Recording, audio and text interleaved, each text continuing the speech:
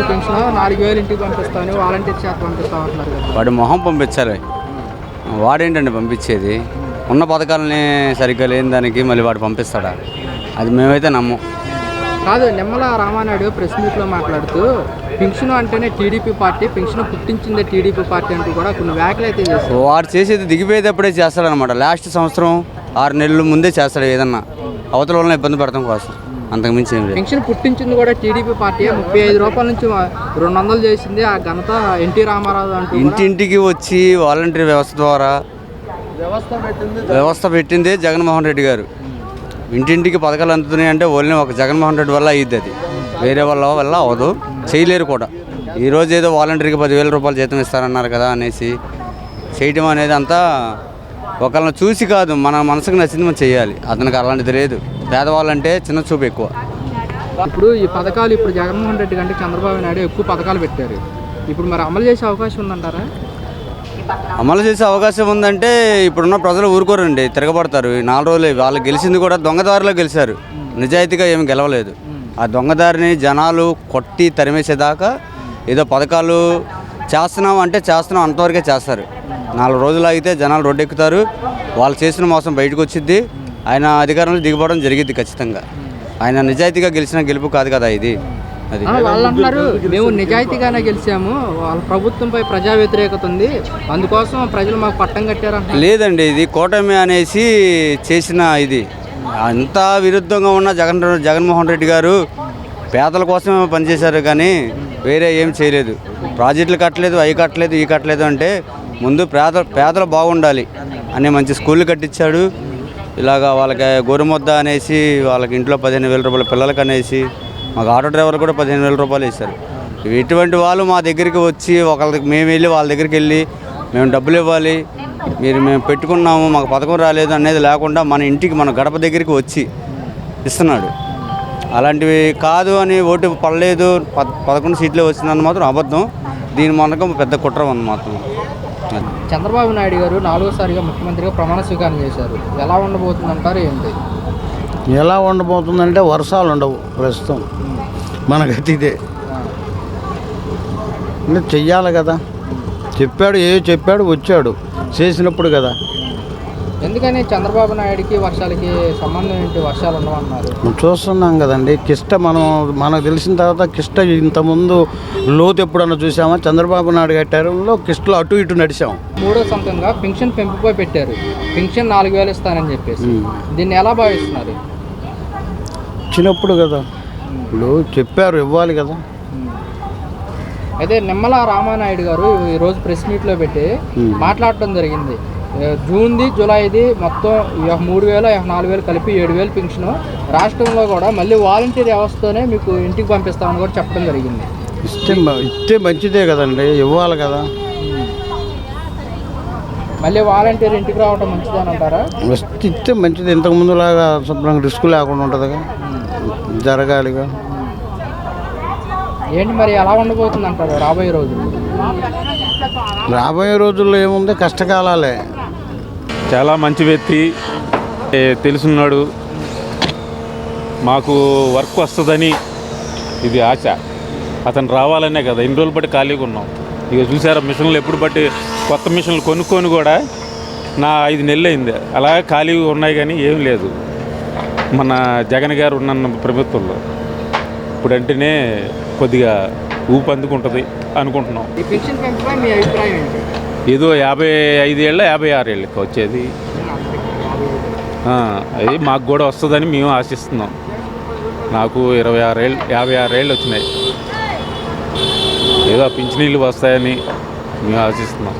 ఏదో వర్కర్లందరూ అలాగే నిరుద్యోగంగా దగ్గర రోడ్ల మీద పని చేసుకోవాల్సి వస్తుంది. అందరూ పనులు లేక వర్కులు లేక చాలా ఇబ్బందులు పడుతూ కరోనా టైంలో అయితేనే చాలామంది వర్కర్లు చనిపోయారు. మా కుర్రోళ్ళలోని చాలామంది చనిపోయారు. పనులు చేసుకున్న వాళ్ళు ఎక్కువగా, ఈ వర్క్ చేసుకున్న వాళ్ళే ఎక్కువగా చనిపోవడం బాగా ఇదైంది. ఏం లేక ఉంటే కదా. ఇప్పుడు వర్క్ అనేది ఉంటేనే మాకు కూడా పలానా మనిషి మీద అభిప్రాయం ఉంటుంది. లేకపోతే ఏం చేస్తాం? అంత ముందైతే ఖాళీ ఉండేది కాదు. చంద్రబాబు నాయుడు ఉన్నప్పుడు అసలు ఖాళీ ఉండేది కాదు. మాకు ఎంత ఒక్కరోజు రెస్ట్ దొరకాలన్నా ఎంతో కష్టపడేవాళ్ళు. నాకు సెలవు కావాలి బతులు ఆడేవాళ్ళు. ఇప్పుడు అలా కాదు, సెలవు కాదు, 2-3 నెలలు ఇంట్లో కూర్చోవాలి. చంద్రబాబు నాయుడు గారు ఎన్నికల హామీలు జూన్ది 3,000, జూలైలో వచ్చేసరికి 4,000, మొత్తం 7,000 పెన్షన్ ఇంటికే పంపిస్తాను కూడా హామీ ఇచ్చారు. 7,000 ఇస్తాను. దీనిపైన మీ అభిప్రాయం ఏంటి? ఇస్తారు. అతను అనుకుని సాధిస్తాడు. మొత్తం ఇలే కాదు, ముగ్గురు అలాగే ఉంటారు. పవన్ కళ్యాణ్ కానీ, మన కేంద్ర మంత్రి కానీ, మొత్తం అందరూ అలాగే ఇస్తారు. ఇవ్వకుండా ఆప్ చేయరు. మాకు కూడా వస్తుందని మేము ఆశిస్తున్నాం. పింఛని కూడా. నిమ్మల రామానాయుడు గారు ప్రెస్ మీట్లో మాట్లాడుతూ టీడీపీ ప్రభుత్వం అంటేనే పింఛన్ పెట్టింది టీడీపీ ప్రభుత్వమే. గత హయాంలో ఎన్టీఆర్ గారు 150 రూపాయలు ఇచ్చేవాళ్ళు, 75 రూపాయలు ఇచ్చేవాళ్ళు. తర్వాత అది 200 పెంచారు. మళ్ళీ తర్వాతసరికి ఒక 1000 రూపాయలకి ఇచ్చారు. తర్వాత ఇతను దీపం ముందడు కూడా 2,000కి ఇచ్చారు. వైసీపీ ప్రభుత్వం 3,000 చేసింది. 3,000 చేయడానికి కూడా 1,000 పెంచడానికి కూడా 5 సంవత్సరాలు పట్టింది. 5 సంవత్సరాలు పట్టింది. సంవత్సరానికి 250. 5 సంవత్సరాలు పట్టింది. అదే 1,000 మేము పంచడానికి మాకు ఒక్కరోజు పట్టింది. నిమ్మల రామానాయుడు గారు అది ఒక దేంట్లో చెప్పాడో అది కరెక్ట్గా పాటించారు. ఇప్పుడు అమలు పరిచారు, అమలు చేశారు. ఇప్పుడు వాగ్దానం పెట్టారు, వాగ్దానం చేశారు. వాగ్దానంలో కరెక్ట్గా దాన్ని పాటించారు. అది ఏదైనా ప్రభుత్వం మనిషిని బట్టే ఉంటుంది. రాబోయే రోజుల్లో ఎలా ఉండబోతుంది? బాగుంటుందని మేము ఆశిస్తున్నాం. చంద్రబాబు నాయుడు గారు 4సారిగా ముఖ్యమంత్రిగా ప్రమాణ స్వీకారం చేశారు. ఎలా ఉండబోతుందంటారు? దేశం సస్యశ్యామలం అయిపోద్ది. మా రాష్ట్రమే కాదు, దేశం మొత్తం సస్యశ్యామలం అయిపోద్ది. 3 సార్లు చేయనంత చేస్తారు. ముందు ఎమర్జెంటుగా అమరావతి శాశ్వత రాజధాని రాష్ట్రపతి చేత ముద్ర, శాశ్వతమైన ముద్ర. రాష్ట్రపతి ముద్ర అంటే తెలుసు కదా, చదువుకున్న వాళ్ళందరికీ తెలుసుద్ది. ముందు ఎమర్జెంటుగా అది అర్థమైందా? 3 రాజధానులు దండం పెట్టి చెప్పాడు జగన్కి. అయ్యా 3 రాజధానులు ఎక్కడా డెవలప్ కాలేదని విన్నారంటే ఎంతంత మాటలు మాట్లాడే అసెంబ్లీలో శపథం చేసి బయటకు వచ్చాడు. మళ్ళీ గ్రేట్గా గెలిస్తేనే వస్తానని. ఈరోజు ప్రజా తీర్పు ఇది. శిరస ఎవరైనా వహించాలి. అది జగన్, చంద్రబాబు, ఇంకొక కాదు. ప్రజా తీర్పుకి ఎవరైనా తలంచి ఇచ్చేయాల్సిందే. ఓకే, 3వ సంతకంగా చంద్రబాబు నాయుడు పెన్షన్ పెంపుపై 3వ సంతకం పెట్టారు. అవును, మాట ఇచ్చారు, పెట్టారు. 4,000 పెంచుతాను. ఎలా ఉండబోతుంది అంటారు ఏంటి? అవును, మాట ఇచ్చారు కదండి. ఎన్నికల మేనిఫెస్టోలో కూడా పెట్టారు. ఇచ్చినట్టుగానే 3వ సంతకం పెట్టారు. రేపు నుంచి 4,000 అంటే 4,000 అంటే ఇప్పుడు ఆయన అక్కంగా 4,000 కాదండి. ఆ రోజు మాట ఇచ్చిన దాన్ని బట్టి 3 నెలలకి 3,000 రూపాయలు ప్లస్ 4,000, 7,000 రూపాయలు ఇస్తారు రేపు. 7,000 రూపాయలు తప్పకుండా, దాంట్లో డౌటే లేదు. నిమ్మల రామానాయుడు ప్రెస్ మీట్లో మాట్లాడుకుంటూ పింఛన్ అంటేనే టీడీపీ పార్టీ, పింఛన్ 35 రూపాయల నుంచి 200 చేసిన ఘనత ఎన్టీ రామారావుది. అలాగే 200 నుంచి 1,000 రూపాయలు, 1,000 రూపాయల నుంచి 2,000కి చేసిన ఘనత చంద్రబాబు అని చెప్పేసి కూడా ప్రెస్ మీట్లో మాట్లాడారు. దీన్ని ఎలా చూడొచ్చు అంటారు? రాష్ట్రంలో ఫస్ట్ వృద్ధాప్య పెన్షన్ అనేది ప్రవేశపెట్టింది టీడీపీ, అది వాస్తవం. కానీ ఇది ఎక్కువ మొత్తంలో తీసుకెళ్ళింది మాత్రం రాజశేఖర రెడ్డి గవర్నమెంట్. ఏదైనా చేసిన వాళ్ళు చేశారని చెప్పాలి, చేయలేదని చెప్పాలి. అయితే ఇంత మొత్తంలో వచ్చిన తర్వాత ఇవ్వడం అనేది ఎక్కువ మొత్తంలో.